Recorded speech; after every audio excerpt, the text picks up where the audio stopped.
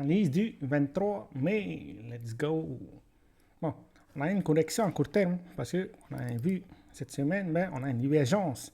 La moyenne mobile qui baisse sur le volume pendant que le prix monte. Donc, il y a de moins en moins de transactions alors que le prix monte. Après, on a vu aussi mercredi, plutôt, un climax. C'est-à-dire à ce niveau-là, il y a plus d'efforts, mais le résultat n'est pas le résultat obtenu qu'on attendait par rapport à l'effort fourni. À cause de ça, ben, il y a des possibilités de continuer la correction qu'on a actuellement. Maintenant, il faut surveiller les plus hauts qu'on a fait précédemment, c'est-à-dire en janvier.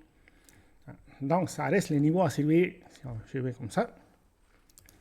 Donc, il faut surveiller au-dessus ce niveau-là, si jamais on veut reprendre un scénario haussier. Et bien sûr, la zone des 96 400, parce que, comme on peut le voir, c'est dans cette zone où il y a eu le plus de transactions.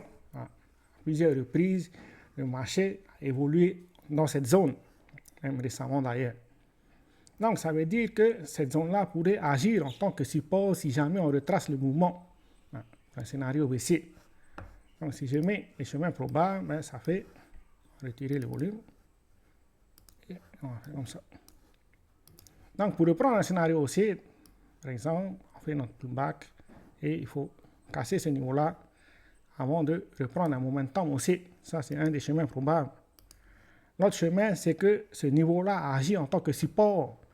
C'est-à-dire qu'on retrace le mouvement, qu'on vient tester ce niveau-là, qu'on consolide dans cette zone avant de reprendre un scénario haussier. Maintenant, si on casse sous ce niveau-là, ben, il y a des probabilités d'avoir une correction beaucoup plus bas. C'est-à-dire que si on casse ce niveau-là, ben, il faut s'attendre à ce qu'on vienne combler les gaps qu'on a laissés avant de reprendre un scénario haussier. Ce genre de scénario. Donc, c'est les chemins probables par rapport à Bitcoin, mais il faut vraiment rester prudent parce que si on vient là ici en détail, on peut voir que depuis l'ouverture de la session dimanche après-midi jusqu'au niveau actuel, ben, le prix a une hausse d'environ 1%. Pendant ce temps-là, il y a eu environ 16% de contrats qui sont entrés sur le marché. Donc, qu'est-ce que ça veut dire? Ça veut dire qu'on a eu un FOMO cette semaine sur le marché.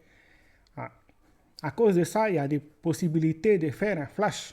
C'est-à-dire que la correction qu'on a actuellement, mais il y a des probabilités qu'on continue, soit qu'on vient tester le niveau qu'on a marqué aux alentours de 96 400, ou bien soit qu'on vient plus bas tester ce niveau-là avant de reprendre un scénario haussier.